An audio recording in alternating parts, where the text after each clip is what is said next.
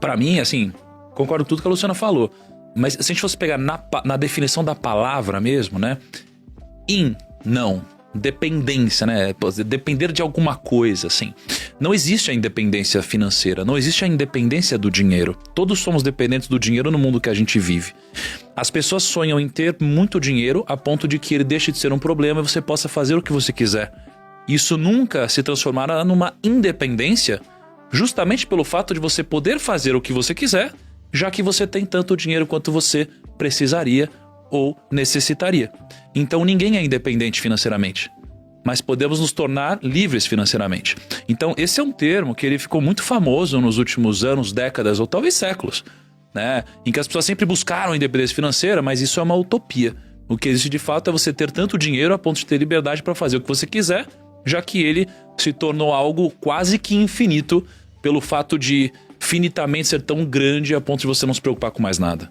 Interessante isso, né? Veja como essa definição semântica, né, muitas vezes ela é totalmente diferente dependendo da pessoa, como ela encara. Por exemplo, quando eu ouvi falar a primeira vez sobre liberdade financeira, quando eu tava falando com meu pai, com meu tio, tinha 17 anos, e falei, você é militar.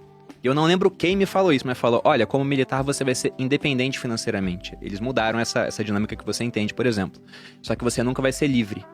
No sentido de que eu não dependeria de outras pessoas, apesar de que eu dependeria do governo, né? Afinal, eu era militar.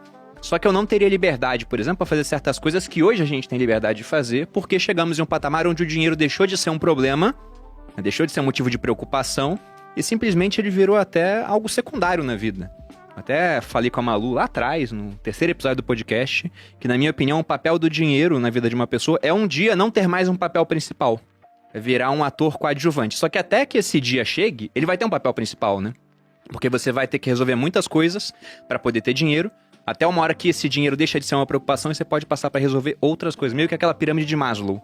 Depois que a gente consegue garantir segurança, né, um bom plano de saúde para a família, por exemplo, alimentação, moradia, você resolveu tudo aquilo, aí você parte, né, para realizar sua missão na Terra, coisas assim. Mas interessante, a gente não teve não chegamos a um acerto do que seriam esses termos. O pessoal muitas vezes fala categoricamente, não, independência é isso, liberdade é aquilo.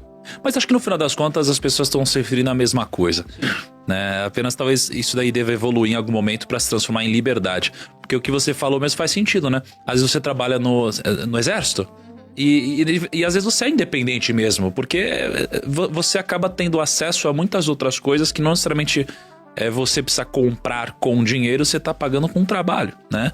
Poderia ser mensurado através do dinheiro, mas não. Então talvez esse termo mude mesmo com o passar do tempo. Mas tinha uma época que você falava que a pessoa tinha que ter liberdade geográfica, lembra? Isso é na liberdade financeira. Eu definia assim. Na verdade, não é liberdade financeira, liberdade como um todo. Como assim. um todo, é. Era questão de riqueza. Eu falava que você tinha que ter 5 coisas pra ser rico, né? Isso é só minha definição, não tá escrito em pedra, né? Quase. Mas, não, Mas faz aparece. sentido mesmo. Porque quando a gente fala de liberdade financeira, você tem grana pra caramba, mas o conceito é, será que você é livre de verdade? Sim. Você é livre do dinheiro, né? Sim.